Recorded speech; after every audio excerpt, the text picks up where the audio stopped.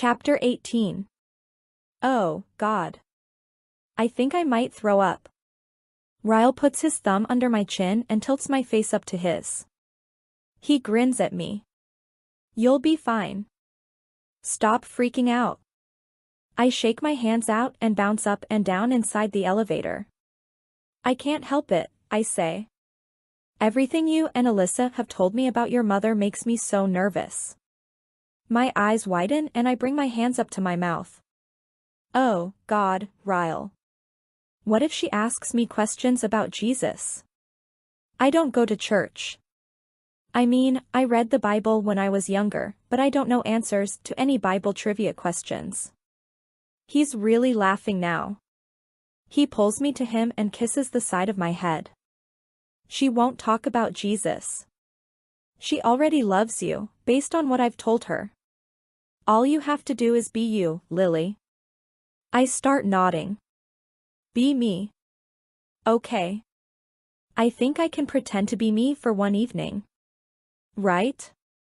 The doors open and he walks me out of the elevator, toward Alyssa's apartment. It's funny watching him knock, but I guess he technically doesn't live here anymore. Over the last few months, he just sort of slowly began staying with me. All of his clothes are at my apartment. His toiletries. Last week he even hung that ridiculous blurry photograph of me up in our bedroom, and it really felt official after that. Does she know we live together? I ask him. Is she okay with that? I mean, we aren't married. She goes to church every Sunday. Oh, no, Ryle. What if your mother thinks I'm a blasphemous whore? Ryle nudges his head toward the apartment door and I spin around to see his mother standing in the doorway, a layer of shock on her face. Mother, Ryle says. Meet Lily. My blasphemous whore. Oh dear God. His mother reaches for me and pulls me in for a hug, and her laughter is everything I need to get me through this moment. Lily, she says, pushing me out to arm's length so she can get a good look at me. Sweetie, I don't think you're a blasphemous whore. You're the angel I've been praying would land in Ryle's lap for the last 10 years. She ushers us into the apartment. Ryle's father is the next to greet me with a hug. No, definitely not a blasphemous whore, he says. Not like Marshall here, who sank his teeth into my little girl when she was only 17. He glares back at Marshall, who is sitting on the couch. Marshall laughs. That's where you're wrong, Dr. Kincaid, because Alyssa was the one who sank her teeth into me first. My teeth were in another girl who tasted like Cheetos and... Marshall doubles over when Alyssa elbows him in the side. And just like that, every single fear I had has vanished. They're perfect. They're normal. They say whore and laugh at Marshall's jokes. I couldn't ask for anything better. 3 hours later, I'm lying on Alyssa's bed with her. Their parents went to bed early, claiming jet lag. Ryle and Marshall are in the living room, watching sports. I have my hand on Alyssa's stomach, waiting to feel the baby kick. Her feet are right here, she says, moving my hand over a few inches. Give it a few seconds. She's really active tonight. We remain quiet while we both wait for her to kick. When it happens, I squeal with laughter. Oh my God. It's like an alien. Alyssa holds her hands on her stomach, smiling. These last 2.5 months are going to be hell, she says. I'm so ready to meet her. Me too. I can't wait to be an aunt. I can't wait for you and Ryle to have a baby, she says. I fall onto my back and put my hands behind my bed. I don't know if he wants any. We've never really talked about it. It doesn't matter if he doesn't want any, she says. He will. He didn't want a relationship before you. He didn't want to get married before you, and I feel a proposal coming on any month now. I prop my head up on my hand and face her. We've barely been together 6 months. Pretty sure he wants to wait a lot longer than that.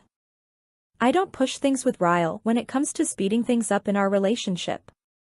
Our lives are perfect how they are. We're too busy for a wedding anyway, so I don't mind if he wants to wait a lot longer. What about you? Alyssa presses. Would you say yes if he proposed? I laugh. Are you kidding me? Of course. I'd marry him tonight. Alyssa looks over my shoulder at her bedroom door. She purses her lips together and tries to hide her smile. He's standing in the doorway, isn't he? She nods. He heard me say that, didn't he? She nods again. I roll onto my back and look at Ryle, propped up against the doorframe with his arms folded over his chest. I can't tell what he's thinking after hearing that. His expression is tight. His jaw is tight. His eyes are narrowed in my direction. Lily, he says with stoic composure. I would marry the hell out of you. His words make me smile the most embarrassing, widest smile, so I pull a pillow over my face. Why, thank you, Ryle, I say, my words muffled by the pillow. That's really sweet, I hear Alyssa say. My brother is actually sweet. The pillow is pulled away from me and Ryle is standing over me, holding it at his side. Let's go. My heart begins to beat faster. Right now? He nods. I took the weekend off because my parents are in town. You have people who can run your store for you. Let's go to Vegas and get married. Alyssa sits up on the bed. You can't do that, she says. Lily's a girl. She wants a real wedding with flowers and bridesmaids and shit. Ryle looks back at me. Do you want a real wedding with flowers and bridesmaids and shit? I think about it for a second. No. The three of us are quiet for a moment, and then Alyssa starts kicking her legs up and down on the bed, giddy with excitement. They're getting married, she yells. She rolls off the bed and rushes toward the living room. Marshall, pack our bags. We're going to Vegas. Ryle reaches down and grabs my hand, pulling me to a stand. He's smiling, but there's no way I'm doing this unless I know for sure he wants it. Are you sure about this, Ryle? He runs his hands through my hair and pulls my face to his, brushing his lips against mine. Naked truth, he whispers. I'm so excited to be your husband, I could piss my damn pants. Chapter 19. It's been 6 weeks, Mom, you gotta get over it. My mother sighs into the phone. You're my only daughter. I can't help it if I've been dreaming about your wedding your whole life. She still hasn't forgiven me, even though she was there. We called her right before Alyssa booked our flights. We forced her out of bed, we forced Ryle's parents out of bed, and then we forced them all on a midnight flight to Vegas. She didn't try to talk me out of it because I'm sure she could tell that Ryle and I had made up our minds by the time she made it to the airport, but she hasn't let me forget it. She's been dreaming of a huge wedding and dress shopping and cake tasting since the day I was born. I kick my feet up on the couch. How about I make it up to you?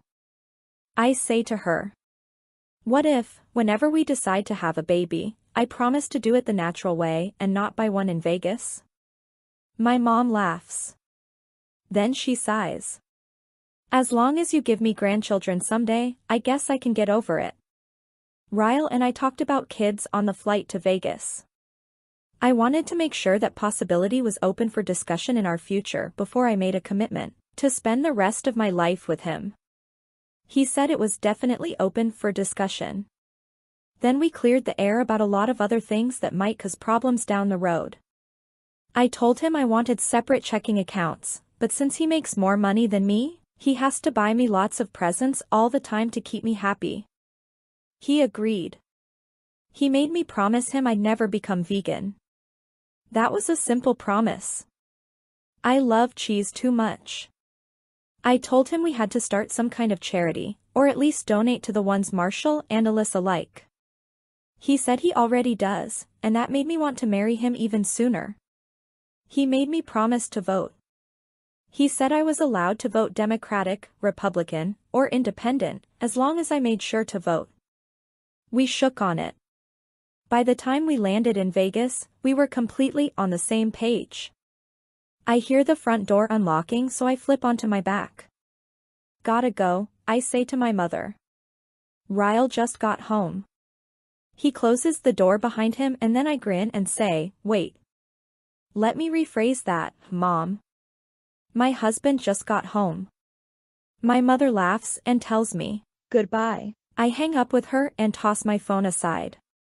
I bring my arm up above my head and rest it lazily against the arm of the couch. Then I prop my leg over the back of it, letting my skirt slide down my thighs and pull at my waist. Ryle drags his eyes up my body, grinning as he makes his way over to me. He drops to his knees on the couch and slowly crawls up my body. How's my wife? He whispers, planting kisses all around my mouth. He presses himself between my legs and I let my head fall back as he kisses down my neck. This is the life. We both work almost every day. He works twice as many hours as I do and he only gets home before I'm in bed 2 or 3 nights a week. But the nights we actually do get to spend together, I tend to want him to spend those nights buried deep inside me. He doesn't complain. He finds a spot on my neck and he claims it, kissing it so hard it hurts. Ouch. He lowers himself on top of me and mutters into my neck. I'm giving you a hickey. Don't move. I laugh, but I let him. My hair is long enough that I can cover it, and I've never had a hickey before. His lips remain in the same spot, sucking and kissing until I can no longer feel the sting. He's pressed against me, bulging against his scrubs. I move my hands and shove his scrubs down far enough so that he can slide inside of me. He continues kissing my neck as he takes me right there on the couch. He took a shower first, and as soon as he got out, I jumped in. I told him we needed to wash the smell of sex off of us before we had dinner with Alyssa and Marshall.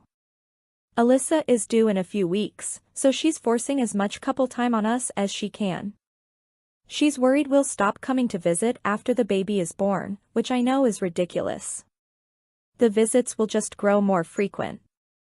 I already love my niece more than any of them, anyway. Okay, maybe not. But it's close. I try to avoid getting my hair wet as I rinse off, because we're already running late. I grab my razor and press it under my arm when I hear a crash. I pause. Ryle? Nothing. I finish shaving and then wash the soap off. Another crash. What in the world is he doing? I turn off the water and grab a towel, running it over myself.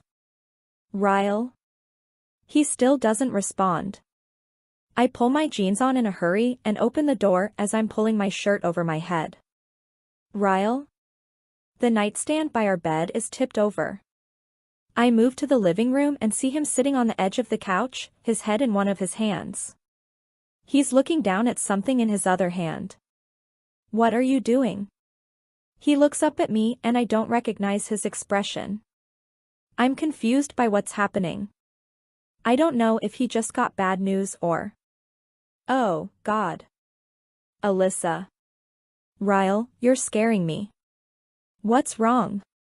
He holds up my phone and just looks at me like I should know what's happening. When I shake my head in confusion, he holds up a piece of paper.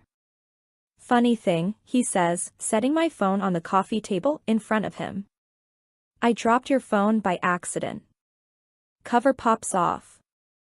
I find this number hidden in the back of it. Oh, God. No, no, no. He crumbles the number in his fist. I thought, that's weird. Lily doesn't hide things from me. He stands up and picks up my phone. So I called it. He tightens his fist around the phone. He's lucky I got his fucking voicemail. He chunks my phone clear across the room and it crashes against the wall, shattering to the floor. There's a 3-second pause where I think this could go one of two ways. He's going to leave me. Or he's going to hurt me. He runs a hand through his hair and walks straight for the door. He leaves. Ryle? I yell. Why did I never throw that number away? I open the door and run after him. He's taking the stairs 2 at a time, and I finally reach him when he's at the landing of the 2nd floor. I shove myself in front of him and grab his shirt in my fists. Ryle, please. Let me explain. He grabs my wrists and pushes me away from him. Be still. I feel his hands on me. Gentle. Steady. Tears are flowing and for some reason, they sting. Lily, be still. Please. His voice is soothing. My head hurts. Ryle?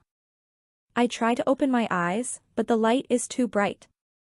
I can feel a sting at the corner of my eye and I wince. I try to sit up, but I feel his hand press down on my shoulder. You have to be still until I'm finished, Lily. I open my eyes again and look up at the ceiling. It's our bedroom ceiling. Finished with what? My mouth hurts when I speak, so I bring my hand up and cover it. You fell down the stairs, he says. You're hurt. My eyes meet his. There's concern in them, but also hurt. Anger. He's feeling everything right now, and the only thing I feel is confused. I close my eyes again and try to remember why he's angry. Why he's hurt. My phone. Atlas's number. The stairwell. I grabbed his shirt. He pushed me away. You fell down the stairs. But I didn't fall. He pushed me. Again. That's twice. You pushed me, Ryle. I can feel my whole body start to shake with the sobs. I have no idea how bad I'm hurt, but I don't even care. No physical pain could even compare to what my heart is feeling in this moment. I start to slap at his hands, wanting him away from me. I feel him lift off the bed as I curl up into a ball. I wait for him to try and soothe it out like he did the last time he hurt me, but it never comes. I hear him walking around our bedroom. I don't know what he's doing. I'm still crying when he kneels down in front of me. You might have a concussion, he says, matter of fact. You have a small cut on your lip. I just bandaged up the cut on your eye. You don't need stitches. His voice is cold. Does it hurt anywhere else? Your arms? Legs? He sounds just like a doctor and nothing like a husband. You pushed me, I say through tears. It's all I can think or say or see. You fell, he says calmly. About 5 minutes ago. Right after I found out what a fucking liar I married. He places something on my pillow next to me. If you need anything, I'm sure you can call this number. I look at the crumpled up piece of paper by my head that holds Atlas's phone number. Ryle, I sob. What is happening? I hear the front door slam. My whole world comes crashing down around me. Ryle, I whisper to no one. I cover my face with my hands and I cry harder than I've ever cried. I am destroyed. 5 minutes. That's all it takes to completely destroy a person. A few minutes pass. 10, maybe? I can't stop crying. I still haven't moved from the bed. I'm scared to look in the mirror. I'm just scared. I hear the front door open and slam shut again. Ryle appears in the doorway and I have no idea if I'm supposed to hate him. Or be terrified of him. Or feel bad for him. How can I be feeling all three? He presses his forehead to our bedroom door and I watch as he hits his head against it. Once. Twice. 3 times. He turns and rushes at me, falling to his knees at the side of the bed. He grabs both of my hands and he squeezes them. Lily, he says, his whole face twisting in pain. Please tell me it's nothing. He brings his hand to the side of my head and I can feel his hands shaking. I can't take this, I can't. He leans forward and presses his lips hard against my forehead, then rests his forehead against mine. Please tell me you aren't seeing him. Please. I'm not even sure I can tell him that because I don't even want to speak. He stays pressed against me, his hand wrapped tightly in my hair. It hurts so much, Lily. I love you so much. I shake my head, wanting the truth out of me so he'll see what a huge mistake he just made. I forgot his number was even there, I say quietly. The day after the fight in the restaurant, he came to the store. You can ask Alyssa. He was only there for 5 minutes. He took my phone from me and he put his number inside of it, because he didn't believe I was safe with you. I forgot it was there, Ryle. I've never even looked at it. He breathes out a shaky breath and begins nodding with relief. You swear, Lily? You swear on our marriage and our lives and on everything that you are that you haven't spoken to him since that day? He pulls back so he can look me in the eyes. I swear, Ryle. You overreacted before giving me the chance to explain, I say to him. Now get the fuck out of my apartment. My words knock the breath from him. I see it happen. His back meets the wall behind him and he stares at me silently. In shock. Lily, he whispers. You fell down the stairs. I can't tell if he's trying to convince me or himself. I calmly repeat myself. Get out of my apartment. He remains frozen in place. I sit up on the bed. My hand immediately goes to the throbbing in my eye. He pushes himself up off the floor. When he takes a step forward, I scoot back on the bed. You're hurt, Lily. I'm not leaving you alone.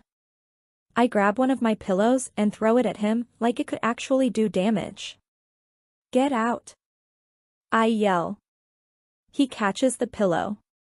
I grab the other one and stand up on the bed and start swinging it at him as I scream, Get out. Get out.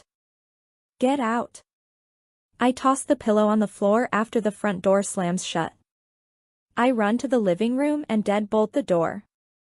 I run back to my bedroom and fall onto my bed. The same bed I share with my husband. The same bed he makes love to me on. The same bed he lays me on when it's time for him to clean up his messes. Chapter 20. I tried salvaging my phone before I fell asleep last night, but it was no use. It was in 2 completely separate pieces. I set my alarm so I could get up early and stop and get a new one on my way into work today. My face doesn't look as bad as I feared it would. Of course, it's not something I could hide from Alyssa, but I'm not even going to try and do that. I part my hair to the side to cover up most of the bandage Ryle had placed over my eye. The only thing visible from last night is the cut on my lip. And the hickey he gave me on my neck. Fucking irony at its best. I grab my purse and open the front door. I stop short when I see the lump at my feet. It moves. It's several seconds before I realize that lump is actually Ryle. He slept out here. He pulls himself to his feet as soon as he realizes I've opened the door. He's in front of me, pleading eyes, gentle hands on my cheeks. Lips on my mouth. I'm sorry, I'm sorry, I'm sorry. I pull back and scroll my eyes over him. He slept out here. I step out of my apartment and pull my door shut. I calmly walk past him and down the stairs. He follows me the entire way to my car, begging me to talk to him. I don't. I leave. It's an hour later when I have a new phone in my hands. I'm sitting in my car at the cell phone store when I turn it on. I watch the screen as 17 messages appear. All from Alyssa. I guess it would make sense that Ryle didn't call me all night, since he knew what kind of shape my phone was in. I start to open a text message when my phone begins ringing. It's Alyssa. Hello? She sighs heavily, and then, Lily. What in the hell is going on? Oh my God, you can't do this to me, I'm pregnant. I start my car and set the phone to Bluetooth while I drive toward the store. Alyssa is off today. She's only got a few days left before she gets a jump start on her maternity leave. I'm okay, I tell her. Ryle is okay. We got into a fight. I'm sorry, I couldn't call you, he broke my phone. She's quiet for a moment and then, he did. Are you okay? Where are you? I'm fine. Heading to work now. Good, I'm almost there myself. I start to protest, but she hangs up before I have the chance. By the time I make it to the store, she's already there. I open the front door, ready to field questions and defend my reasons for kicking her brother out of my apartment. But I stop short when I see the two of them standing at the counter. Ryle is leaning against it and Alyssa has her hands on top of his, saying something to him that I can't hear. They both turn to face me when they hear the door close behind me. Ryle, Alyssa whispers. What did you do to her?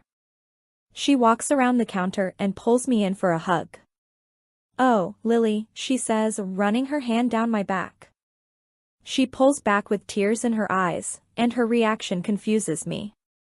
She obviously knows Ryle is responsible, but if that's the case, it seems she would be attacking him, or at least yelling. She turns back to Ryle and he's looking up at me apologetically. Longingly. Like he wants to reach out and hug me, but he's scared to death to touch me. He should be. You need to tell her, Alyssa says to Ryle. He instantly drops his head in his hands. Tell her, Alyssa says, her voice angrier now.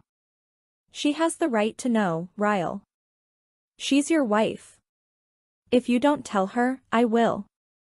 Ryle's shoulders roll forward and his head is fully pressed against the counter now. Whatever it is Alyssa wants him to tell me has him so agonized, he can't even look at me. I clench my stomach, feeling the angst deeper than my soul. Alyssa spins toward me and puts her hands on my shoulders. Hear him out, she begs. I'm not asking you to forgive him, because I have no idea what happened last night. But just please, as my sister-in-law and my best friend, give my brother a chance to talk to you. Alyssa said she'd watch the store for the next hour until another employee comes in for their shift. I was still so upset with Ryle, I didn't want him in the same car with me. He said he'd send for an Uber and meet me at my apartment. My entire drive home I agonized over what he could possibly need to tell me that Alyssa already knows. So many things went through my head.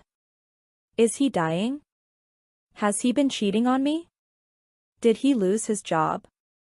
She didn't seem to know the details of what happened between us last night, so I have no idea how this relates to that. Ryle finally walks through my front door 10 minutes after me. I'm sitting on the couch, nervously picking at my nails. I stand up and start to pace as he slowly walks to the chair and takes a seat. He leans forward, clasping his hands in front of him. Please sit down, Lily. He says it pleadingly, like he can't take seeing me worry. I return to my seat on the couch, but I scoot to the arm, pull my feet up, and bring my hands to my mouth. Are you dying? His eyes stretch wide and he immediately shakes his head. No. No. It's nothing like that. Then what is it? I just want him to spit it out. My hands are starting to shake. He sees how much he's freaking me out, so he leans forward and pulls my hands from my face, holding them in his. Part of me doesn't want him touching me after what he did last night, but a piece of me needs the reassurance from him. The anticipation of what I'm about to find out is making me nauseous. No one is dying. I'm not cheating on you. What I'm about to tell you isn't going to hurt you, okay? It's all in the past. But Alyssa thinks you need to know. And, so do I. I nod and he releases my hands. He's the one up and pacing now, back and forth behind the coffee table. It's as if he's having to work up the courage to find his own words, and that's making me even more nervous. He sits in the chair again. Lily? Do you remember the night we met? I nod. You remember when I walked out onto the roof? How angry I was. I nod again. He was kicking the chair. It was before he knew marine-grade polymer was virtually indestructible. Do you remember my naked truth? What I told you about that night and what caused me to be so angry. I lean my head down and think back to that night and to all the truths he told me. He said marriage repulsed him. He was only into one-night stands. He never wanted to have kids. He was mad about a patient he'd lost that night. I start nodding. The little boy, I said. That's why you were mad, because a little boy died and it upset you. He blows out a quick breath of relief. Yes. That's why I was mad. He stands up again and it's like I see his entire soul crumble. He presses his palms against his eyes and fights back tears. When I told you about what happened to him, do you remember what you said to me? I feel like I'm about to cry and I don't even know why yet. Yes. I told you I couldn't imagine what something like that will do to that little boy's brother. The one who accidentally shot him. My lips start to tremble. And that's when you said, it'll destroy him for life, that's what it'll do. Oh, God. Where is he going with this? Ryle walks over and drops down to his knees in front of me. Lily, he says. I knew it would destroy him. I knew exactly what that little boy was feeling, because that's what happened to me. To Alyssa's and my older brother. I can't hold in the tears. I just start crying and he wraps his arms tightly around my waist and lays his head on my lap. I shot him, Lily. My best friend. My big brother. I was only 6 years old. I didn't even know I was holding a real gun. His whole body begins to shake and he grips me even tighter. I press a kiss into his hair because it feels like he's on the verge of a breakdown. Just like that night on the roof. And while I'm still so angry at him, I also still love him and it absolutely kills me to find this out about him. About Alyssa. We sit quietly for a long time, his head on my lap, his arms around my waist, my lips in his hair. She was only 5 when it happened. Emerson was 7. We were in the garage, so no one heard our screams for a long time. And I just sat there, and he pulls away from my lap and stands up, facing the other direction. After a long stretch of silence he sits down on the couch and leans forward. I was trying to. Ryle's face contorts in pain and he lowers his head, covering it with his hands, shaking it back and forth. I was trying to put everything back inside his head. I thought I could fix him, Lily. My hand flies up to my mouth. I gasp so loudly, there's no way to hide it. I have to stand up so I can catch a breath. It doesn't help. I still can't breathe. Ryle walks over to me, taking my hands and pulling me to him. We hug each other for a solid minute when he says, I would never tell you this because I want it to excuse my behavior. He pulls back and looks me firmly in the eyes. You have to believe that. Alyssa wanted me to tell you all of this because since that happened, there are things I can't control. I get angry. I black out. I've been in therapy since I was 6 years old. But it is not my excuse. It is my reality. He wipes away my tears, cradling my head against his shoulder. When you ran after me last night, I swear I had no intention of hurting you. I was upset and angry. And sometimes when I feel that much emotion, something inside of me just snaps. I don't remember the moment I pushed you. But I know I did. I did. All I was thinking when you were running after me was how I needed to get away from you. I wanted you out of my way. I didn't process that there were stairs around us. I didn't process my strength compared to yours. I fucked up, Lily. I fucked up. He lowers his mouth to my ear. His voice cracks when he says, you are my wife. I'm supposed to be the one who protects you from the monsters. I'm not supposed to be one. He holds me with so much desperation, he begins to shake. I have never, in all my life, felt so much pain radiating from one human. It breaks me. It rips me apart from the inside out. All my heart wants to do is wrap tightly around his. But even with everything he just told me, I'm still fighting my own forgiveness. I swore I wouldn't let it happen again. I swore to him and to myself that if he ever hurt me again, I would leave. I pull away from him, unable to look him in the eye. I walk toward my bedroom to try and take a moment to just catch my breath. I close my bathroom door behind me and grip the sink, but I can't even stand up. I end up sliding to the floor in a heap of tears. This isn't how this was supposed to be. My whole life, I knew exactly what I'd do if a man ever treated me the way my father treated my mother. It was simple. I would leave and it would never happen again. But I didn't leave. And now, here I am with bruises and cuts on my body at the hands of the man who is supposed to love me. At the hands of my own husband. And still, I'm trying to justify what happened. It was an accident. He thought I was cheating on him. He was hurt and angry and I got in his way. I bring my hands to my face and I sob, because I feel more pain for that man out there, knowing what he went through as a child, than I feel for myself. And that doesn't make me feel selfless or strong. It makes me feel pathetic and weak. I'm supposed to hate him. I'm supposed to be the woman my mother was never strong enough to be.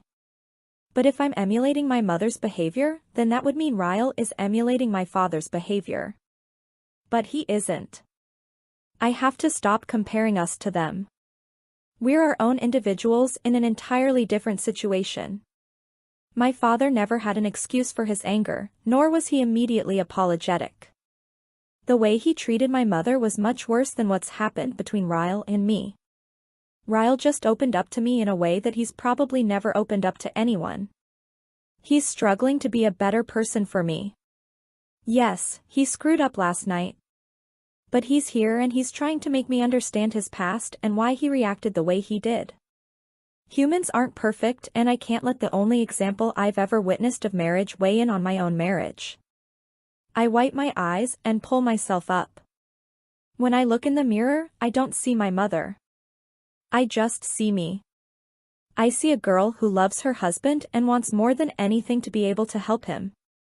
I know Ryle and I are strong enough to move past this. Our love is strong enough to get us through this. I walk out of the bathroom and back into the living room. Ryle stands up and faces me, his face full of fear. He's scared I'm not going to forgive him, and I'm not sure that I do forgive him. But an act doesn't have to be forgiven in order to learn from it. I walk over to him and I grab both of his hands in mine. I speak to him with nothing but naked truth. Remember what you said to me on the roof that night? You said, there is no such thing as bad people. We're all just people who sometimes do bad things. He nods and squeezes my hands. You aren't a bad person, Ryle. I know that. You can still protect me. When you're upset, just walk away. And I'll walk away. We'll leave the situation until you're calm enough to talk about it, okay? You are not a monster, Ryle. You're only human. And as humans, we can't expect to shoulder all of our pain. Sometimes we have to share it with the people who love us so we don't come crashing down from the weight of it all. But I can't help you unless I know you need it. Ask me for help. We'll get through this, I know we can. He exhales what feels like every breath he's been holding in since last night. He wraps his arms tightly around me and buries his face in my hair. Help me, Lily, he whispers. I need you to help me. He holds me against him and I know deep in my heart that I'm doing the right thing. There is so much more good in him than bad, and I'll do whatever I can to convince him of that until he can see it, too. Chapter 21. I'm heading out. You need me to do anything else? I look up from the paperwork and shake my head. Thank you, Serena. See you tomorrow. She nods and walks away, leaving the door to my office open.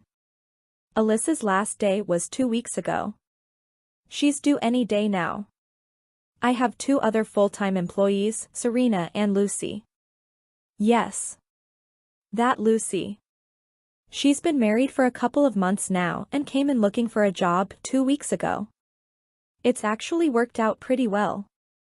She keeps herself busy, and if I'm here when she is, I just keep my office door shut so I don't have to listen to her sing. It's been almost a month since the incident on the stairs. Even with everything Ryle told me about his childhood, the forgiveness was still hard to come by. I know Ryle has a temper. I saw it the first night we met, before we ever even spoke a word to each other. I saw it that awful night in my kitchen. I saw it when he found the phone number in my phone case. But I also see the difference between Ryle and my father. Ryle is compassionate. He does things my father never would have done. He donates to charity, he cares about other people, he puts me before everything. Ryle would never in a million years make me park in the driveway while he took the garage. I have to remind myself of those things. Sometimes the girl inside of me, the daughter of my father, is really opinionated. She tells me I shouldn't have forgiven him. She tells me I should have left the first time. And sometimes I believe that voice. But then the side of me that knows Ryle understands that marriages aren't perfect. Sometimes there are moments that both parties regret. And I wonder how I'd feel about myself had I just left him after that first incident. He never should have pushed me, but I also did things I wasn't proud of. And if I'd have just left, would that not be going against our marriage vows? For better or for worse. I refuse to give up on my marriage that easily. I am a strong woman. I've been around abusive situations my whole life. I will never become my mother. I believe that 100%. And Ryle will never become my father. I think we needed what happened on the stairwell to happen so that I would know his past and we'd be able to work on it together. Last week we got into another fight. I was scared. The other 2 fights we'd gotten into did not end well, and I knew this would be a testament to whether or not our agreement for me to help him through his anger would work. We were discussing his career.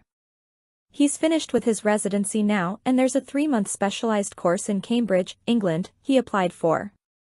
He'll find out soon if he was approved, but that's not why I was upset. It's a great opportunity and I'd never ask him not to go. 3 months is nothing with how busy we are, so that wasn't even what got me so upset. I became upset when he discussed what he wanted to do after the Cambridge trip was over. He was offered a job in Minnesota at the Mayo Clinic and he wants us to move there. He said Mass General is rated the 2nd best neurological hospital in the world. Mayo Clinic is number 1. He said he never intended to stay in Boston forever. I told him that would have been a good subject to bring up when we discussed our futures on the flight to get married in Vegas. I can't leave Boston. My mother lives here. Alyssa lives here. He told me it was only a 5-hour flight and that we could visit as often as we wanted.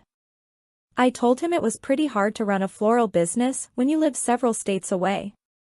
The fight continued to escalate and both of us were getting angrier by the second.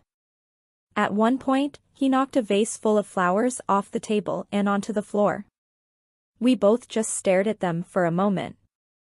I was scared, wondering if I had made the right decision to stay. To trust that we could work on his anger issues together. He took a deep breath and he said, "I'm going to leave for an hour or 2. I think I need to walk away. When I get back, we'll continue this discussion."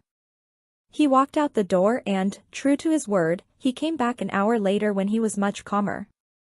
He dropped his keys on the table and then walked straight to where I was standing. He took my face in his hands and he said, "I told you I wanted to be the best in my field, Lily. I told you this the first night we ever met. It was one of my naked truths. But if I have to choose between working at the best hospital in the world and making my wife happy, I choose you. You are my success. As long as you're happy, I don't care where I work. We'll stay in Boston." That's when I knew that I had made the right choice. Everyone deserves another chance. Especially the people who mean the most to you. It's been a week since that fight and he hasn't mentioned moving again. I feel bad, like I thwarted his plans in some way, but marriage is about compromise. It's about doing what's best for the couple as a whole, not individually. And staying in Boston is better for everyone in both of our families. Speaking of families, I look over at my phone right as a text from Alyssa comes through. Alyssa, are you finished up at work yet? I need your opinion on furniture.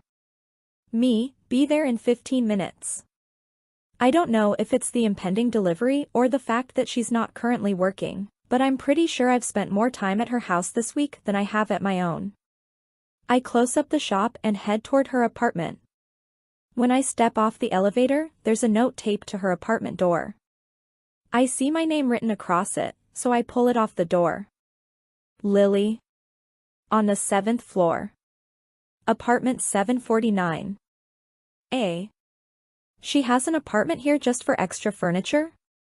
I know they're rich, but even that seems a little excessive for them. I get on the elevator and press the button for the 7th floor. When the doors open, I head down the hall toward apartment 749. When I reach it, I have no idea if I should knock or just go inside. For all I know, someone could live here. Probably one of her people. I knock on the door and hear footsteps from the other side. I'm shocked when the door swings open and Ryle is standing in front of me. Hey, I say, confused. What are you doing here? He grins and leans against the doorframe. I live here. What are you doing here? I glance at the pewter number plate next to the door and then back at him. What do you mean you live here? I thought you lived with me. You've had your own apartment this whole time? I would think an entire apartment would be something a husband would bring up to his wife at some point. It's a little unnerving. Actually, it's ludicrous and deceptive. I think I might be really angry at him right now. Ryle laughs and pushes off the doorframe. Now he's filling up the entire doorway as he lifts his hands to the frame over his head and grips it. I haven't really had a chance to tell you about this apartment, considering I just signed the paperwork on it this morning. I take a step back. Wait.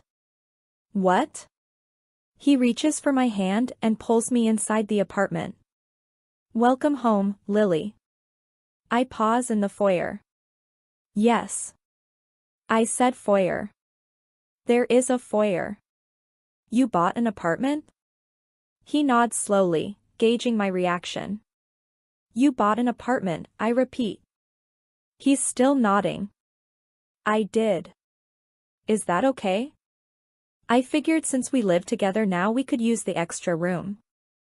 I spin in a slow circle. When my eyes land on the kitchen, I pause. It's not as big as Alyssa's kitchen, but it's just as white and almost as beautiful. There's a wine cooler and a dishwasher, two things my own apartment doesn't have. I walk into the kitchen and look around, scared to touch anything. Is this really my kitchen? This can't be my kitchen. I look in the living room at the cathedral ceilings and the huge windows overlooking Boston Harbor. Lily, he says from behind me. You aren't mad, are you? I spin and face him, realizing that he's been waiting on me to react for the past several minutes. But I'm completely speechless. I shake my head and bring my hand up to cover my mouth. I don't think so, I whisper. He walks up to me and takes my hands in his, pulling them up between us. You don't think so? He looks worried and confused. Please give me a naked truth, because I'm starting to think maybe I shouldn't have done this as a surprise. I look down at the hardwood floor. It's real hardwood. It's not laminate. Okay, I say, looking back up at him. I think it's crazy that you just went and bought an apartment without me.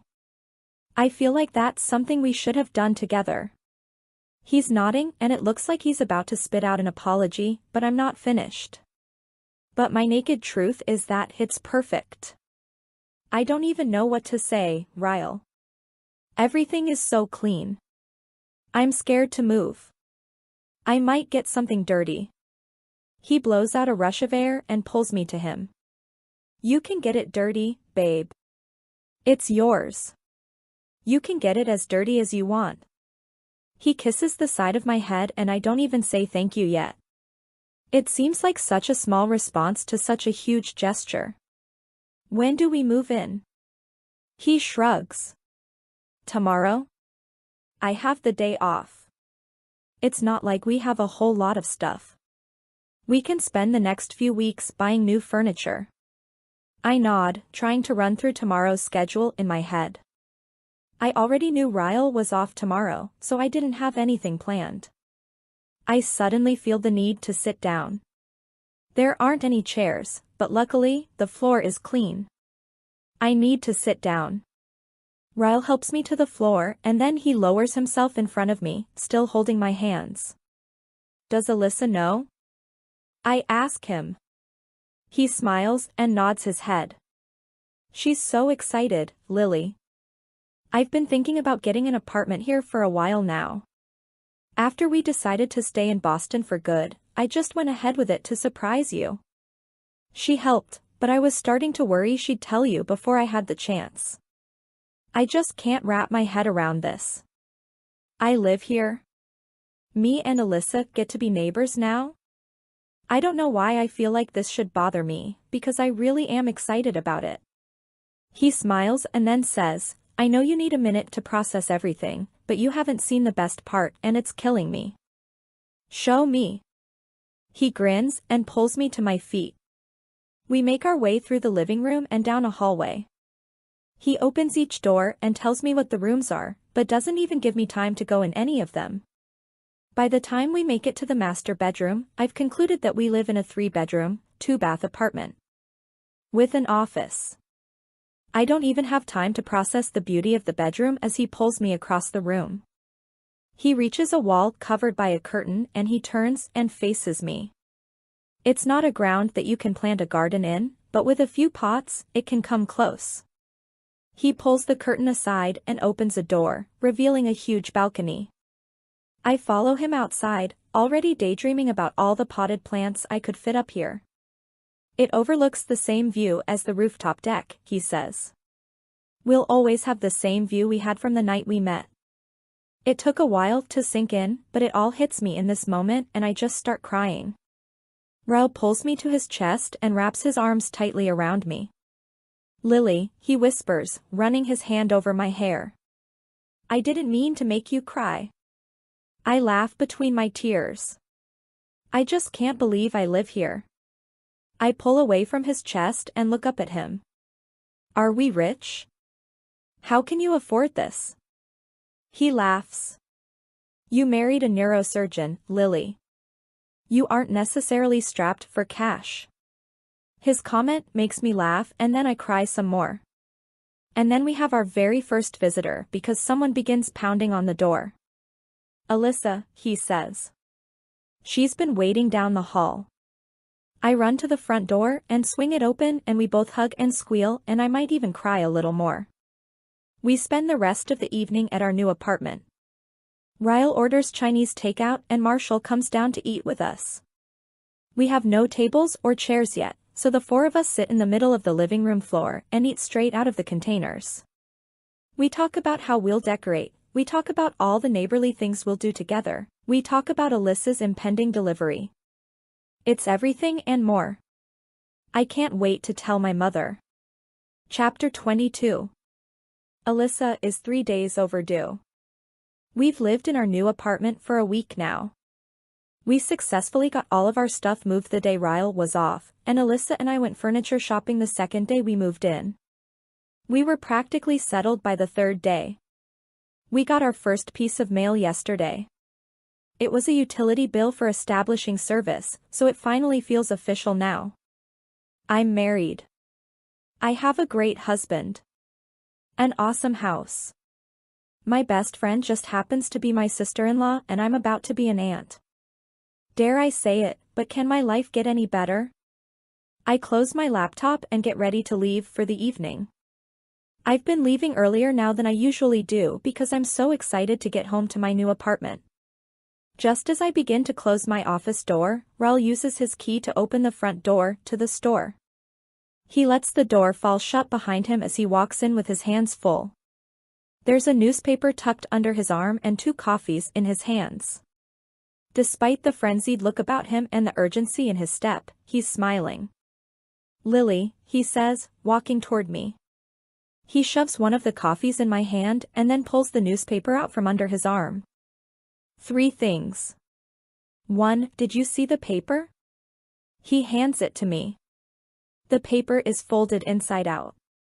He points at the article. "You got it, Lily. You got it." I try not to get my hopes up as I look down at the article. He could be talking about something totally different from what I'm thinking.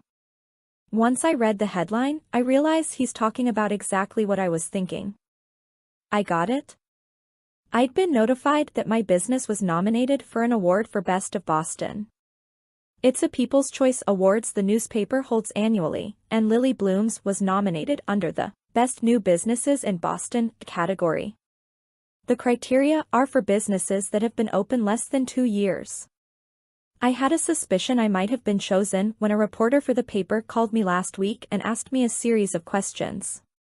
The title reads Best New Businesses in Boston. Votes are in for your top 10. I smile and almost spill my coffee when Raul pulls me in, picks me up, and spins me around. He said he had 3 pieces of news, and if he started with that one, I have no idea what the other 2 could be. What's the second thing? He sets me back down on my feet and says, I started with the best one. I was too excited. He takes a sip of his coffee and then says, I got selected for the training at Cambridge. My face is taken over by a huge smile. You did? He nods and then he hugs me and spins me around again. I'm so proud of you, I say, kissing him. We're both so successful, it's sickening. He laughs. Number 3? I ask him. He pulls back. Oh, yeah. Number 3. He casually leans against the counter and takes a slow sip of his coffee. He gently places his coffee back on the counter. Alyssa is in labor. What? I yell. Yeah. He nods toward our coffees. That's why I brought you caffeine. We aren't getting any sleep tonight. I start clapping, jumping up and down, and then panicking as I try to find my purse, my jacket, my keys, my phone, the light switch. Right before we make it to the door, Raul rushes back to the counter and grabs the newspaper and tucks it under his arm. My hands are shaking with excitement as I lock the door. We're gonna be aunts, I say as I run to my car. Raul laughs at my joke and says, Uncles, Lily. We're gonna be uncles. Marshall calmly steps out into the hallway. Raul and I both perk up and wait for the news. It's been quiet in there for the past half an hour. We've been waiting to hear Alyssa scream in agony, a sign she delivered, but there were no sounds at all. Not even the cries of a newborn. My hands go up to my mouth and seeing the look on Marshall's face has me fearing the worst. His shoulders just start shaking and tears pour out of his eyes. I'm a dad. And then he punches the air. I'm a dad. He hugs Raul and then me and says, give us 15 minutes and you can come inside to meet her. When he closes the door, Raul and I both release huge sighs of relief. We look at each other and smile. You were thinking the worst, too, he asks. I nod and then hug him. You're an uncle, I say, smiling. He kisses my head and says, you too. Half an hour later, Raul and I are both standing next to the bed, watching Alyssa hold her new baby. She's absolutely perfect. A little too new to tell who she looks like yet, but she's beautiful, regardless. You want to hold your niece? Alyssa says to Raul. He kind of stiffens up like he's nervous, but then he nods. She leans over and puts the baby in Raul's arms, showing him how to hold her. He stares down at her nervously and then walks over to the couch and takes a seat. Have you guys decided on a name yet? He asks. Yes, Alyssa says. Ryle and I both look at Alyssa and she smiles, teary-eyed. We wanted to name her after someone Marshall and I both think the world of. So we added an E to your name. We're calling her Riley. I instantly look back over at Ryle and he blows out a quick breath like he's a little in shock. He looks back down at Riley and just starts smiling. Wow, he whispers. I don't know what to say. I squeeze Alyssa's hand and then walk over and take a seat next to Ryle. I've had a lot of moments when I thought I couldn't love him more than I already do, but once again I'm proven wrong. Seeing the way he looks at his new baby niece makes my heart expand. Marshall sits down on the bed next to Alyssa. Did you guys hear how quiet Issa was through the whole thing? Not a single peep. She didn't even take drugs. He puts his arm around her and lies down next to her on the bed. I feel like I'm in that movie Hancock with Will Smith and I'm about to find out I'm married to a superhero. Ryle laughs. She's kicked my ass a time or two growing up.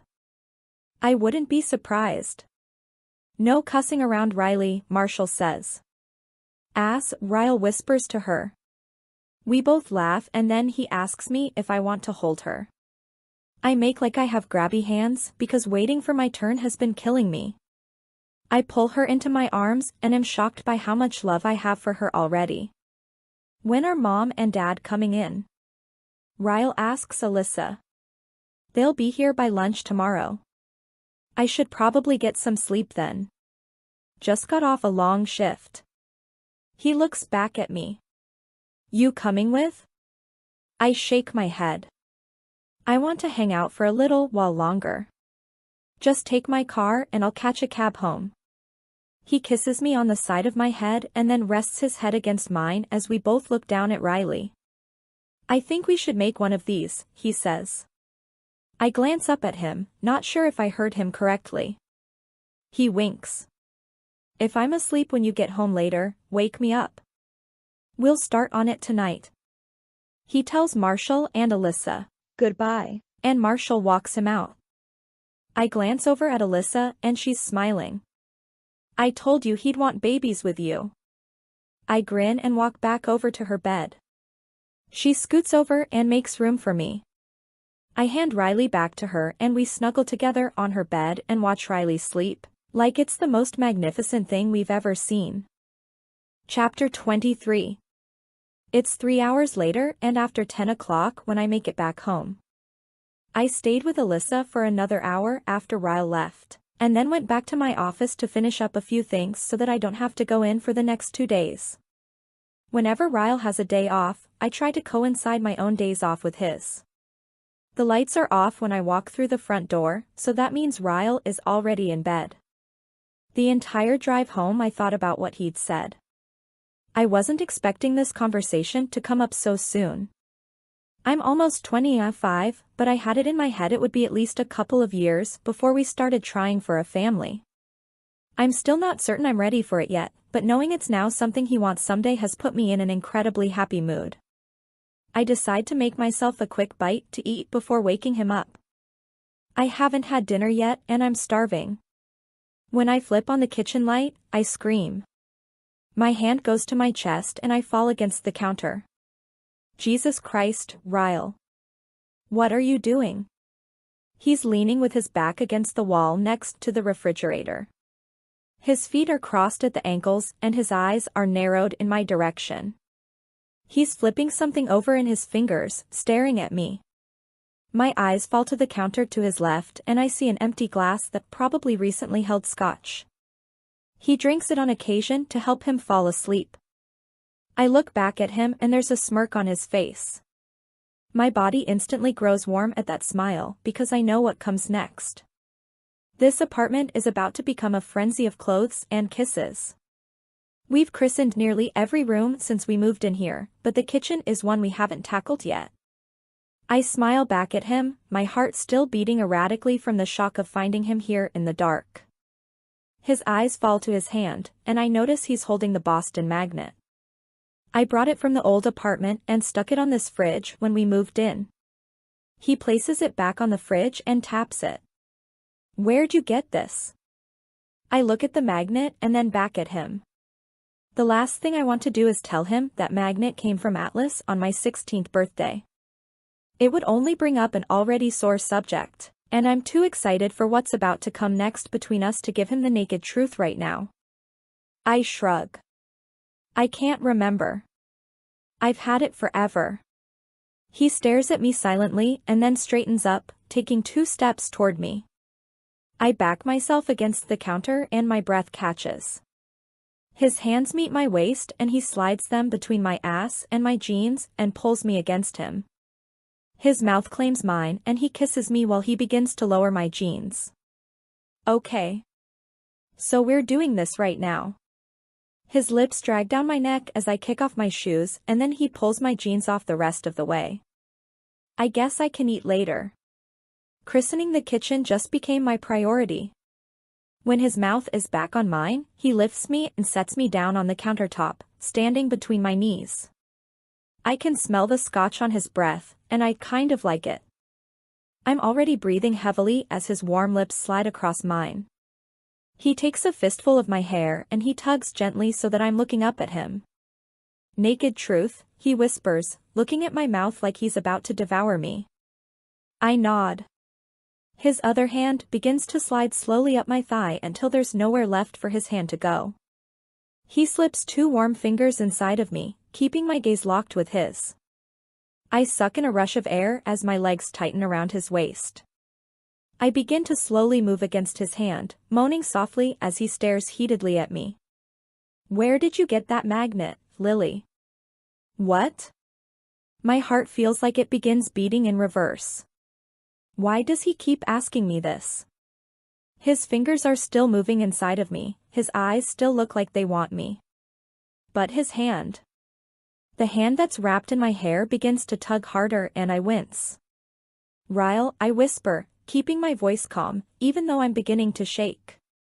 That hurts.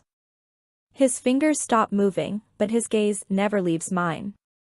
He slowly pulls his fingers out of me and then brings his hand up around my throat, squeezing gently. His lips meet mine and his tongue dives inside my mouth.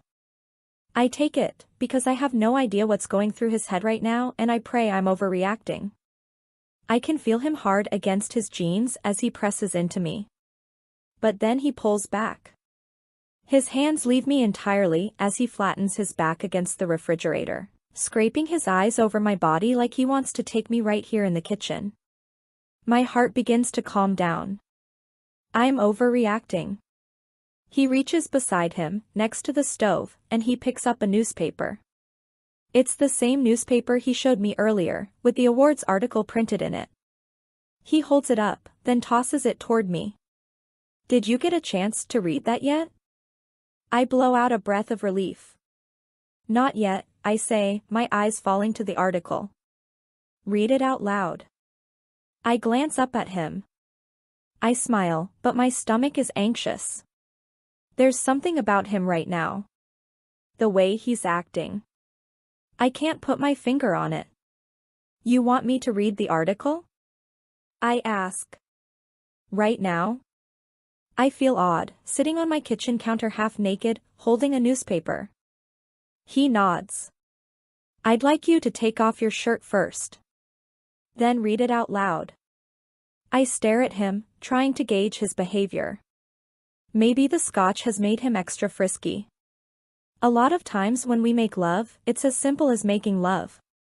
But occasionally, our sex is wild. A little dangerous, like the look in his eyes right now. I set the paper down, pull off my shirt, and then pick the paper back up. I start reading the article out loud, but he takes a step forward and says, not the whole thing. He flips the paper over where it starts in the middle of the article and he points to a sentence. Read the last few paragraphs. I look down, even more confused this time. But whatever will get us past this and into the bed. The business with the highest number of votes should come as no surprise. The iconic Bibs on Market Sun opened in April of last year, quickly becoming one of the highest-rated restaurants in the city, according to TripAdvisor. I stop reading and look up at Ryle. He has poured himself more scotch and he's swallowing a sip of it. Keep reading, he says, nudging his head at the paper in my hand. I swallow heavily, the saliva in my mouth growing thicker by the second. I try to control the trembling of my hands as I continue reading. The owner, Atlas Corrigan, is a 2-time award-winning chef and also a United States Marine. It's no secret what the acronym for his highly successful restaurant, BIBS, stands for, Better in Boston. I gasp. Everything is better in Boston.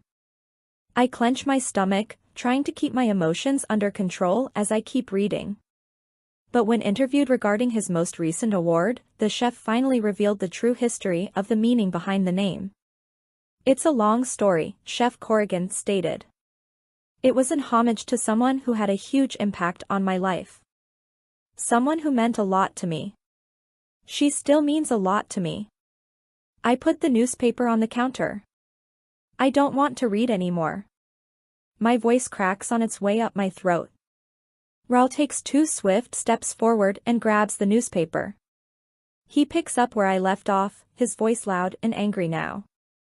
When asked if the girl was aware he named a restaurant after her, Chef Corrigan smiled knowingly and said, "Next question." The anger in Raul's voice makes me nauseous. "Raul, stop it," I say calmly. "You've had too much to drink." I push past him and walk quickly out of the kitchen toward the hallway that leads to our bedroom.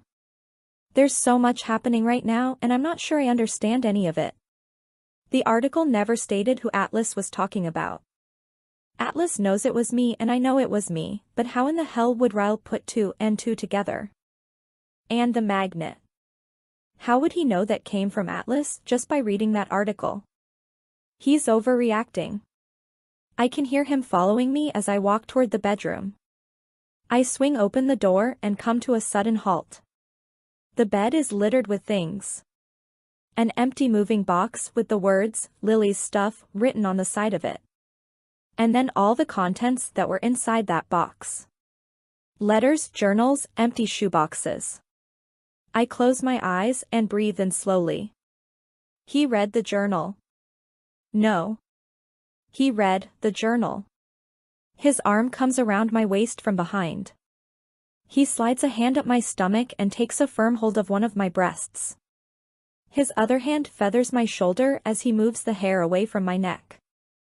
I squeeze my eyes shut, just as his fingers begin to trace across my skin, up to my shoulder. He slowly runs his finger over the heart and a shudder runs over my whole body. His lips meet my skin, right over the tattoo, and then he sinks his teeth into me so hard, I scream. I try to pull away from him, but he has such a tight grip on me he doesn't even budge. The pain from his teeth piercing my collarbone rips through my shoulder and down my arm. I immediately start crying. Sobbing. "Raul, let me go," I say, my voice pleading. "Please. Walk away." His arms are cutting into mine as he holds me tightly from behind. He spins me, but my eyes are still closed. I'm too scared to look at him. His hands are digging into my shoulders as he pushes me toward the bed. I start trying to fight him off of me, but it's useless. He's too strong for me. He's angry. He's hurt. And he's not Raul. My back meets the bed and I frantically scoot back toward the headboard, trying to get away from him. "Why is he still here, Lily?" His voice isn't as composed as it was in the kitchen. He's really angry now. He's in everything. The magnet on the fridge. The journal in the box I found in our closet. The fucking tattoo on your body that used to be my favorite goddamn part of you. He's on the bed now. "Raul, I beg." I can't explain. Tears streak down my temples and into my hair. "You're angry.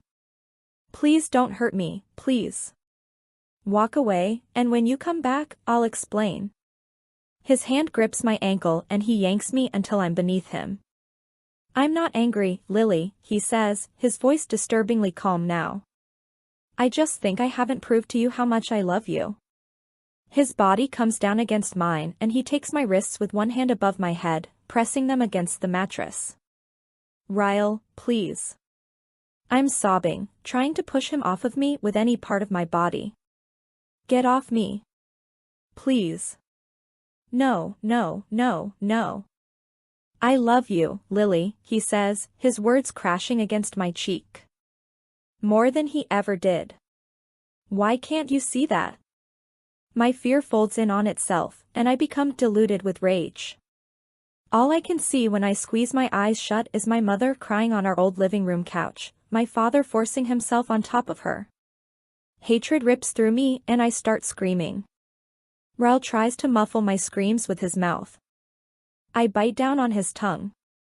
His forehead comes crashing down against mine.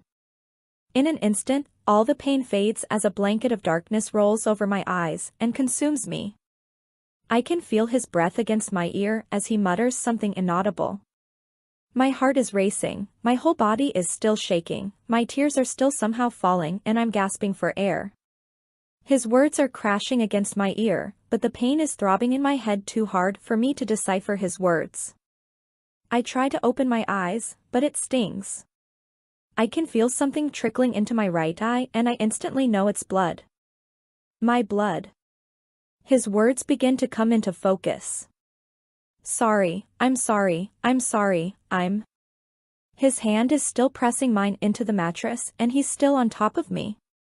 He's no longer trying to force himself on me. Lily, I love you, I'm so sorry. His words are full of panic. He's kissing me, his lips gentle against my cheek and mouth. He knows what he's done. He's Ryle again, and he knows what he's just done to me. To us. To our future. I utilize his panic to my advantage. I shake my head and I whisper, "It's okay, Ryle. It's okay. You were angry, it's okay." His lips meet mine in a frenzy and the taste of scotch makes me want to puke now. He's still whispering apologies when the room begins to fade out again. My eyes are closed. We're still on the bed, but he's no longer fully on top of me. He's on his side, his arm wrapped tightly over my waist. His head is pressed against my chest. I remain stiff as I assess everything around me. He isn't moving, but I can feel his breaths, heavy with sleep. I don't know if he passed out or if he fell asleep. The last thing I can remember is his mouth on mine, the taste of my own tears. I lie still for several more minutes. The pain in my head begins to worsen with every minute of consciousness. I close my eyes and try to think. Where's my purse? Where are my keys?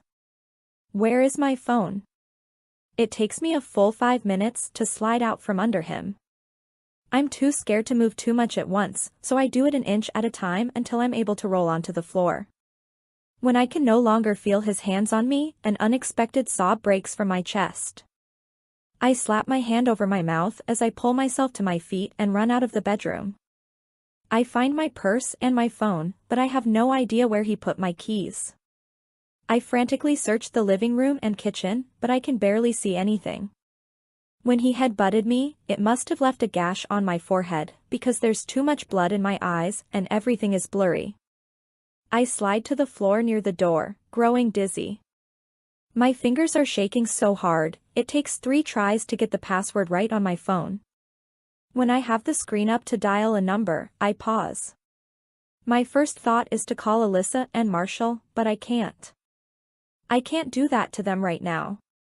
She just gave birth to a baby a matter of hours ago. I can't do this to them.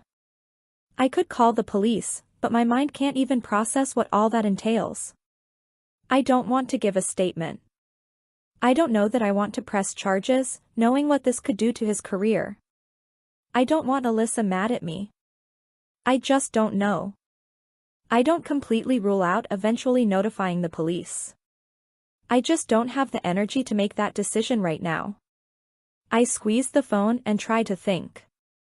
My mother. I start to dial her number, but when I think of what this would do to her, I start to cry again. I can't involve her in this mess. She's been through too much. And Ryle will try to find me. He'll go to her first. Then Alyssa and Marshall. Then to everyone else we know. I wipe the tears from my eyes and then begin dialing Atlas's number. I hate myself more in this moment than I ever have in my entire life. I hate myself, because the day Ryle found Atlas's number in my phone, I lied and said I had forgotten it was there. I hate myself, because the day Atlas placed his number there, I opened it and looked at it. I hate myself, because deep down inside, I knew there was a chance that I might one day need it. So I memorized it. Hello? His voice is cautious. Inquiring. He doesn't recognize this number. I immediately start crying when he speaks. I cover my mouth and try to quiet myself. Lily? His voice is much louder now. Lily, where are you?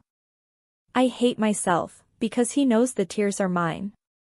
Atlas, I whisper. I need help. Where are you? He says again. I can hear panic in his voice. I can hear him walking, moving stuff around. I hear a door slam on his end of the phone.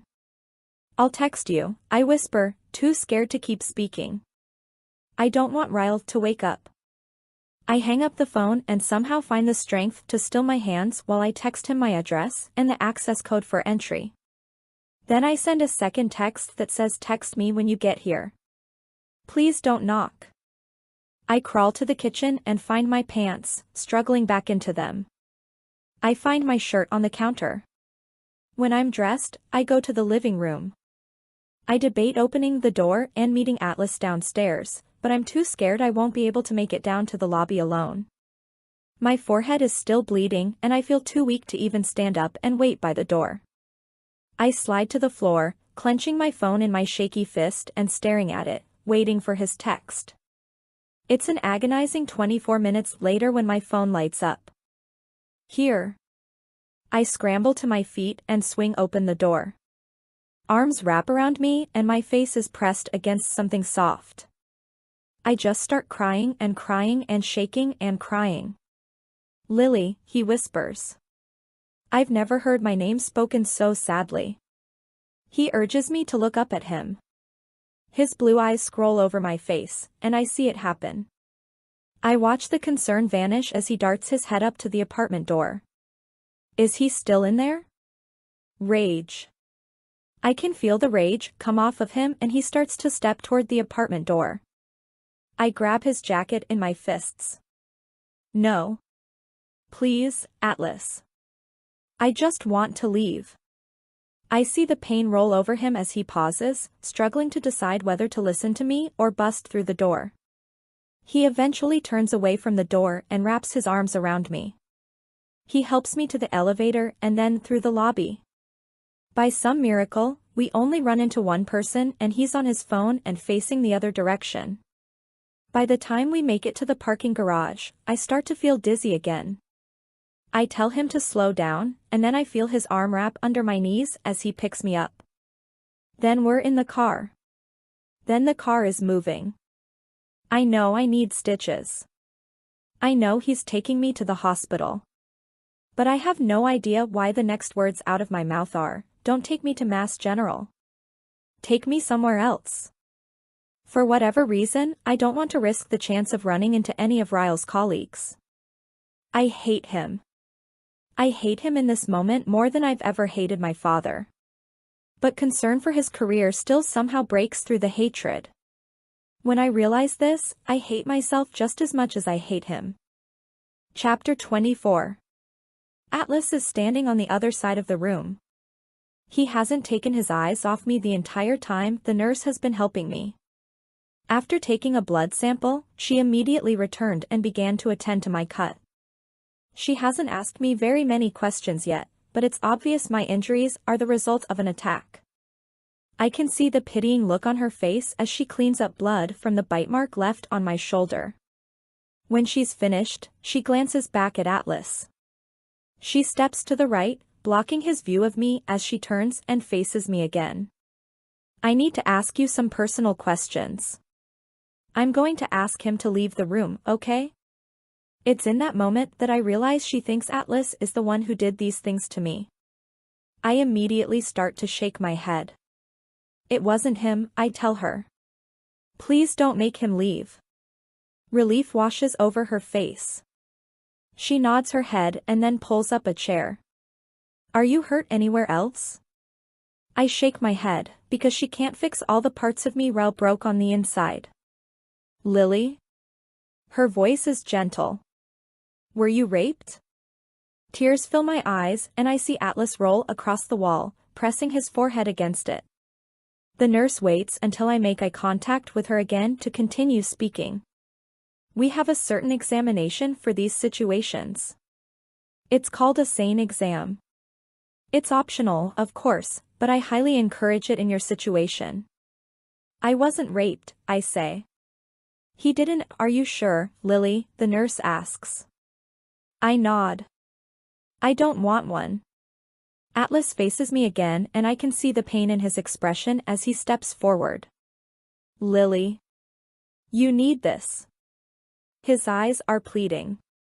I shake my head again. Atlas, I swear. I squeeze my eyes shut and lower my head. I'm not covering for him this time, I whisper. He tried, but then he stopped. If you choose to press charges, you'll need. I don't want the exam, I say again, my voice firm. There's a knock on the door and a doctor enters, sparing me from more pleading looks from Atlas. The nurse gives the doctor a brief rundown of my injuries. She then steps aside as he examines my head and shoulder. He flashes a light into both of my eyes. He looks down at the paperwork again and says, I'd like to rule out a concussion, but given your situation, I don't want to administer a CT. We'd like to keep you for observation, instead. Why don't you want to administer a CT? I ask him. The doctor stands up. We don't like to perform X-rays on pregnant women unless it's vital. We'll monitor you for complications, and if there are no further concerns, you'll be free to go. I don't hear anything beyond that. Nothing. The pressure begins to build in my head. My heart. My stomach. I grip the edges of the exam table I'm sitting on and I stare at the floor until they both leave the room. When the door closes behind them, I sit, suspended in frozen silence. I see Atlas move closer. His feet are almost touching mine. His fingers brush lightly over my back. Did you know? I release a quick breath, and then drag in more air. I start shaking my head, and when his arms come down around me, I cry harder than I knew my body was even capable of. He holds me the entire time I cry. He holds me through my hatred. I did this to myself. I allowed this to happen to me. I am my mother. I want to leave, I whisper. Atlas pulls back. They want to monitor you, Lily. I think you should stay. I look up at him and shake my head. I need to get out of here. Please. I want to leave. He nods and helps me back into my shoes. He pulls off his jacket and wraps it around me, then we walk out of the hospital without anyone noticing. He says nothing to me as we drive. I stare out the window, too exhausted to cry. Too in shock to speak. I feel submerged. Just keep swimming. Atlas doesn't live in an apartment. He lives in a house. A small suburb outside of Boston called Wellesley, where all the homes are beautiful, sprawling, manicured, and expensive. Before we pull into his driveway, I wonder to myself if he ever married that girl. Cassie. I wonder what she'll think of her husband bringing home a girl he once loved who has just been attacked by her own husband. She'll pity me. She'll wonder why I never left him. She'll wonder how I let myself get to this point. She'll wonder all the same things I used to wonder about my own mother when I saw her in my same situation. People spend so much time wondering why the women don't leave. Where are all the people who wonder why the men are even abusive? Isn't that where the only blame should be placed? Atlas parks in the garage. There's not another vehicle here. I don't wait for him to help me out of the car. I open the door and get out on my own, and then I follow him into his house. He punches in a code on an alarm and then flips on a few lights. My eyes roam around the kitchen, the dining room, the living room. Everything is made of rich woods and stainless steel, and his kitchen is painted a calming bluish green. The color of the ocean. If I wasn't hurting so much, I would smile. Atlas kept swimming, and look at him now. He swam all the way to the fucking Caribbean. He moves to his refrigerator and pulls out a bottle of water, walking it over to me. He takes the lid off and hands it to me. I take a drink and watch as he turns the living room light on, then the hallway. Do you live alone? I ask. He nods as he walks back into the kitchen. Are you hungry? I shake my head. Even if I was, I wouldn't be able to eat. I'll show you your room, he says. There's a shower if you need it. I do.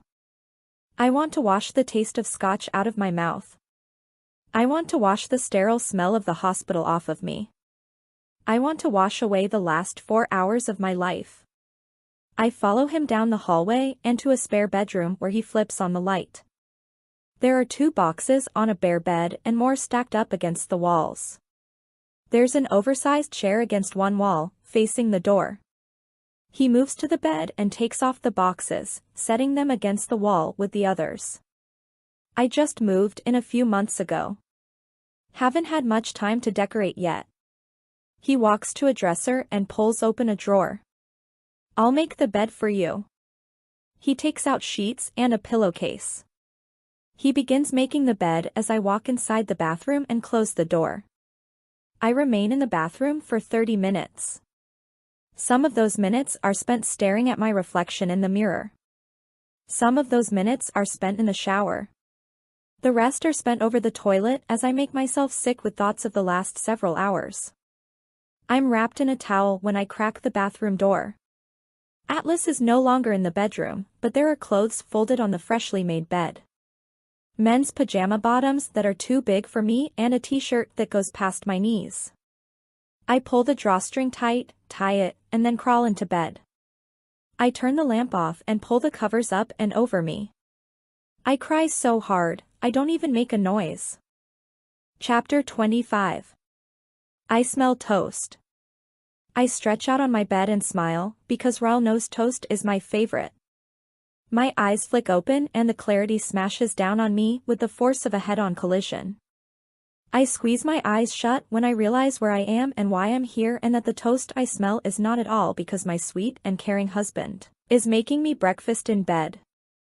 I immediately want to cry again, so I force myself off the bed. I focus on the hollowness in my stomach as I use the bathroom and tell myself I can cry after I eat something. I need to eat before I make myself sick again. When I walk out of the bathroom and back into the bedroom, I notice the chair has been turned so that it's facing the bed now instead of the door. There's a blanket thrown over it haphazardly, and it's obvious Atlas was in here last night while I slept. He was probably worried I had a concussion. When I walk into the kitchen, Atlas is moving back and forth between the fridge, the stove, the counter.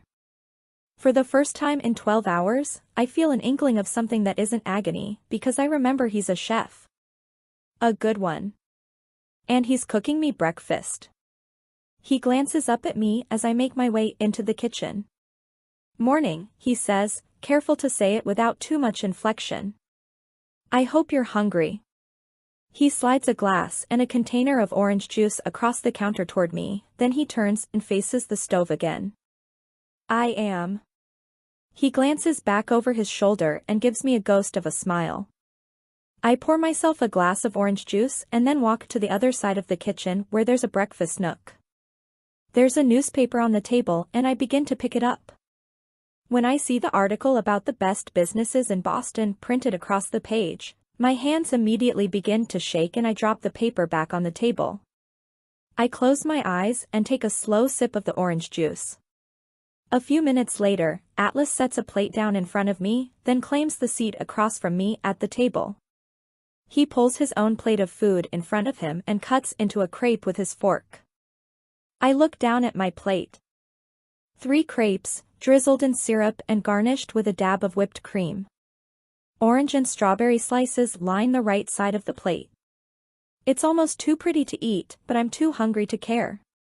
I take a bite and close my eyes, trying not to make it obvious that it's the best bite of breakfast I've ever had. I finally allow myself to admit that his restaurant deserved that award. As much as I tried to talk Ryle and Alyssa out of going back, it was the best restaurant I'd ever been to. Where did you learn to cook? I ask him. He sips from a cup of coffee. The Marines, he says, placing the cup back down. I trained for a while during my first stint, and then when I re-enlisted I came on as a chef. He taps his fork against the side of his plate. You like it? I nod. It's delicious. But you're wrong. You knew how to cook before you enlisted. He smiles. You remember the cookies? I nod again. Best cookies I've ever eaten. He leans back in his chair. I taught myself the basics. My mother worked second shift when I was growing up, so if I wanted dinner at night I had to make it. It was either that or starve, so I bought a cookbook at a yard sale and made every single recipe in it over the course of a year. And I was only 13. I smile, shocked that I'm even able to. The next time someone asks you how you learned to cook, you should tell them that story. Not the other one. He shakes his head. You're the only person who knows anything about me before the age of 19. I'd like to keep it that way. He begins telling me about working as a chef in the military. How he saved up as much money as he could so that when he got out, he could open his own restaurant. He started with a small cafe that did really well, then opened Bibs a year and a half ago. It does okay, he says with modesty. I glance around his kitchen and then look back at him. Looks like it does more than just okay. He shrugs and takes another bite of his food. I don't talk after that as we finish eating, because my mind wanders to his restaurant. The name of it. What he said in the interview. Then, of course, those thoughts lead me back to thoughts of Ryle and the anger in his voice as he yelled the last line of the interview at me. I think Atlas can see the change in my demeanor, but he says nothing as he clears the table. When he takes another seat, he chooses the chair right next to me this time. He places a reassuring hand on top of mine. I have to go into work for a few hours, he says. I don't want you to leave. Stay here as long as you need, Lily. Just please don't go back home today. I shake my head when I hear the concern in his words. I won't. I'll stay here, I tell him. I promise. Do you need anything before I go? I shake my head. I'll be fine. He stands up and grabs his jacket. I'll make it as quick as I can. I'll be back after lunch and I'll bring you something to eat, okay? I force a smile. He opens a drawer and pulls out a pen and paper. He writes something on it before he leaves. When he's gone, I stand up and walk to the counter to read what he wrote. He listed instructions for how to set the alarm. He wrote his cell phone number, even though I have it memorized. He also wrote down his work number, his home address, and his work address. At the bottom in small print, he wrote, "Just keep swimming, Lily. Dear Ellen." Hi. It's me. Lily Bloom. Well, technically, it's Lily Kincaid now. I know it's been a long time since I've written to you. A really long time. After everything that happened with Atlas, I just couldn't bring myself to open up the journals again. I couldn't even bring myself to watch your show after school, because it hurt to watch it alone. In fact, all thoughts of you kind of depressed me. When I thought of you, I thought of Atlas. And to be honest, I didn't want to think of Atlas, so I had to cut you out of my life, too. I'm sorry about that. I'm sure you didn't miss me like I missed you, but sometimes the things that matter to you most are also the things that hurt you the most. And in order to get over that hurt, you have to sever all the extensions that keep you tethered to that pain. You were an extension of my pain, so I guess that's what I was doing. I was just trying to save myself a little bit of agony. I'm sure your show is as great as ever, though. I hear you still dance at the beginning of some episodes, but I've grown to appreciate that. I think that's one of the biggest signs a person has matured, knowing how to appreciate things that matter to others, even if they don't matter very much to you. I should probably catch you up on my life. My father died. I'm 24 now. I got a college degree, worked in marketing for a while, and now I own my own business. A floral shop. Life goals, FTW. I also have a husband and he is an Atlas. And I live in Boston. I know. Shocker. The last time I wrote to you, I was 16. I was in a really bad place and I was so worried about Atlas. I'm not worried about Atlas anymore, but I am in a really bad place right now. More so than the last time I wrote to you.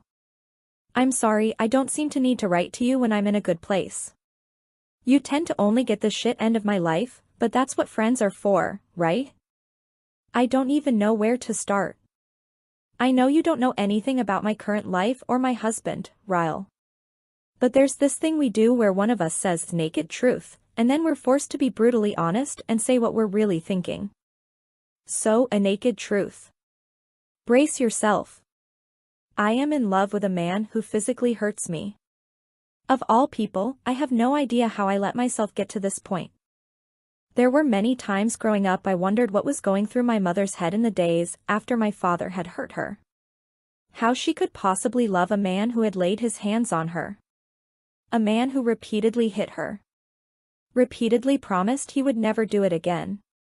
Repeatedly hit her again. I hate that I can empathize with her now. I've been sitting on Atlas's couch for over 4 hours, wrestling with my feelings. I can't get a grip on them. I can't understand them. I don't know how to process them. And true to my past, I realized that maybe I need to just get them out on paper. My apologies to you, Ellen. But get ready for a whole lot of word vomit. If I had to compare this feeling to something, I would compare it to death. Not just the death of anyone. The death of the one. The person who is closer to you than anyone else in the whole world. The one who, when you simply imagine their death, it makes your eyes tear up. That's what this feels like. It feels like Ryle has died. It's an astronomical amount of grief. An enormous amount of pain. It's a sense that I've lost my best friend, my lover, my husband, my lifeline. But the difference between this feeling and death is the presence of another emotion that doesn't necessarily follow in the event of an actual death. Hatred.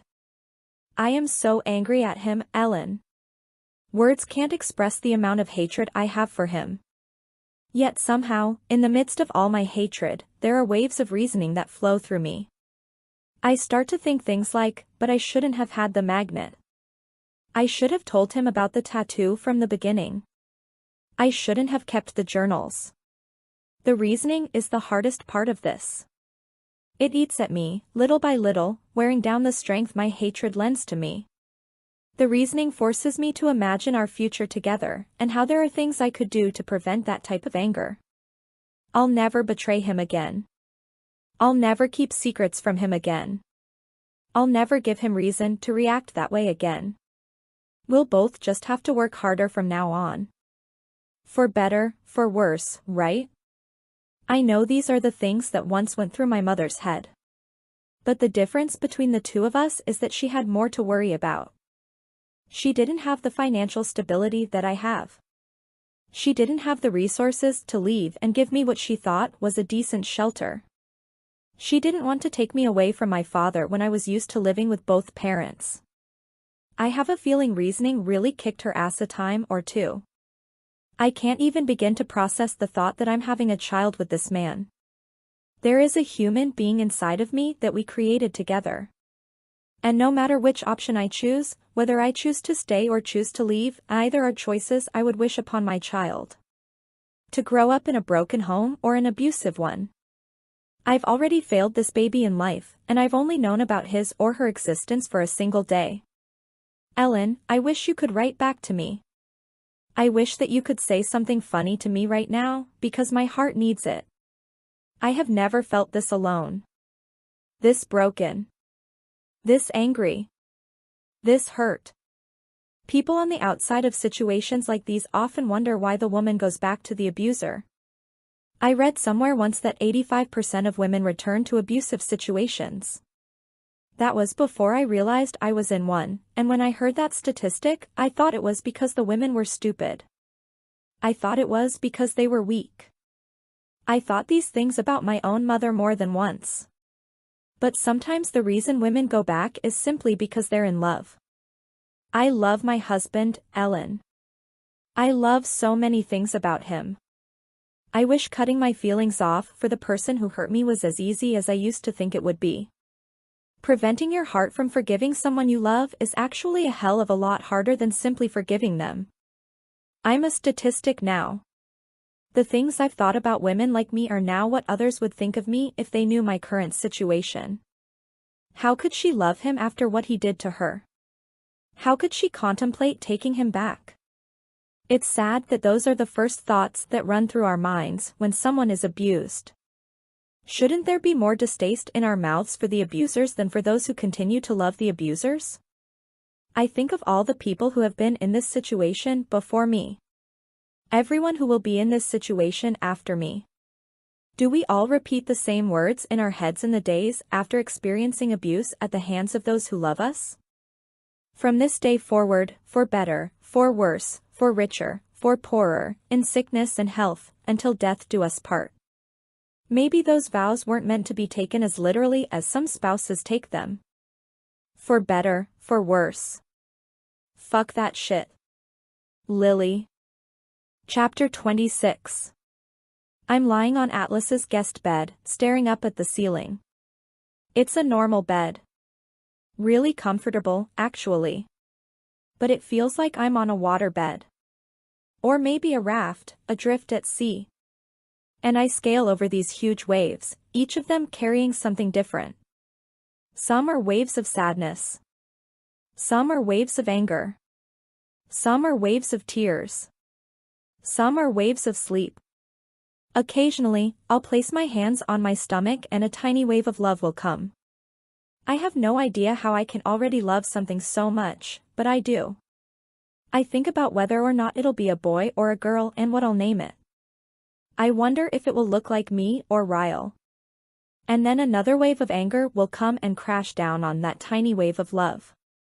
I feel robbed of the joy a mother should have when she finds out she's pregnant. I feel like Ryle took that from me last night, and it's just one more thing I have to hate him for. Hatred is exhausting. I force myself off the bed and into the shower. I've been in my room most of the day. Atlas returned home several hours ago, and I heard him open the door at one point to check on me, but I pretended to be asleep. I feel awkward being here. Atlas is the very reason Ryle was angry at me last night, yet he's the one I ran to when I needed help. Being here fills me with guilt.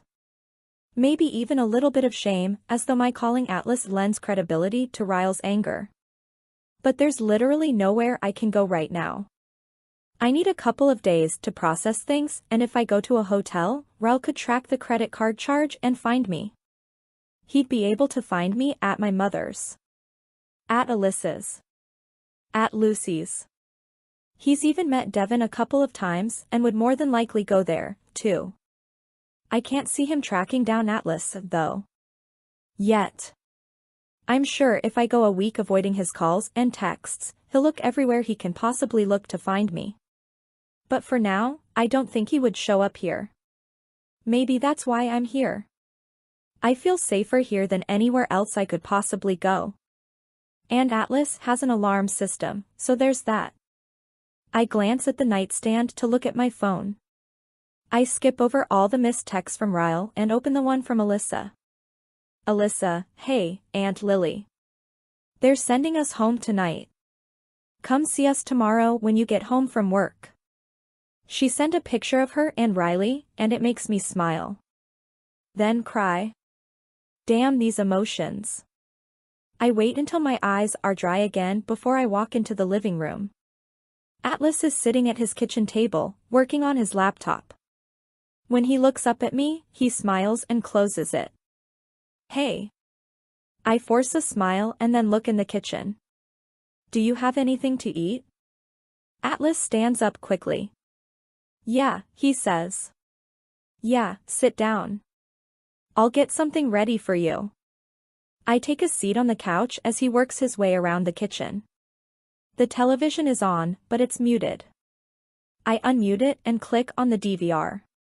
He has a few shows recorded, but the one that catches my eye is the Ellen DeGeneres show. I smile and click on the most recent unwatched episode and hit play. Atlas brings me a bowl of pasta and a glass of ice water. He glances at the TV and then sits down next to me on the couch. For the next 3 hours, we watch a full week's worth of episodes.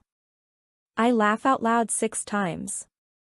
It feels good, but when I take a bathroom break and come back to the living room, the weight of it all starts to sink in again. I sit back down on the couch next to Atlas. He's leaning back with his feet propped up on the coffee table. I naturally lean into him, and just like he used to do when we were teenagers, he pulls me against his chest and we just sit there in silence. His thumb brushes the outside of my shoulder, and I know it's his unspoken way of saying he's here for me. That he feels bad for me. And for the first time since he picked me up last night, I feel like talking about it. My head is resting against his shoulder and my hands are in my lap. I'm fidgeting with the drawstring on the pants that are way too big for me. Atlas? I say, my voice barely a whisper. I'm sorry I got so angry at you that night at the restaurant. You were right. Deep down I knew you were right, but I didn't want to believe it. I lift my head and look at him, cracking a pitiful smile. You can say, I told you so, now. His eyebrows draw together, like my words somehow hurt him. Lily, this is not something I wanted to be right about. I prayed every day that I was wrong about him. I wince. I shouldn't have said that to him. I know better than to think Atlas would ever think something like I told you so. He squeezes my shoulder and leans forward, kissing the top of my head. I close my eyes as I soak up the familiarity of him. His smell, his touch, his comfort. I've never understood how someone can be so rock solid, yet comforting. But that's always how I've viewed him. Like he could withstand anything, but somehow still feels the weight that everyone else carries. I don't like that I was never fully able to let go of him, no matter how hard I tried. I think about the fight with Ryle over Atlas's phone number. The fight about the magnet, the article, the things he read in my journal, the tattoo. None of that would have happened if I would have just let go of Atlas and thrown it all away. Ryle wouldn't have had anything to be so upset with me about. I pull my hands up to my face after that thought, upset that there's a part of me trying to blame Ryle's reaction on my lack of closure with Atlas. There's no excuse. None. This is just another wave I'm being forced to ride on. A wave of complete and utter confusion. Atlas can feel the change in my composure. You okay? I'm not. I'm not okay, because until this moment, I had no idea how hurt I still am that he never came back for me. If he'd have just come back for me like he promised, I would have never even met Ryle. And I would have never been in this situation. Yep. I'm definitely confused. How am I possibly lending blame to Atlas for any of this? I think I need to call it a night, I say quietly, pulling away from him. I stand up and Atlas stands up, too. I'll be gone most of the day tomorrow, he says. Will you be here when I get home? I cringe at his question. Of course he wants me to get my shit together and find another place to stay. What am I even still doing here? No. No, I can get a hotel, it's fine. I turn to walk toward the hallway, but he puts a hand on my shoulder. Lily, he says, turning me around. I wasn't asking you to leave. I was just making sure you'd still be here. I want you to stay as long as you need to. His eyes are sincere, and if I didn't think it would be a little inappropriate, I would throw my arms around him and hug him. Because I'm not ready to leave yet. Just a couple more days before I'm forced to figure out what my next step is. I nod. I need to go into work for a few hours tomorrow, I tell him. There are some things I need to take care of. But if you really don't mind, I'd like to stay here for a few more days.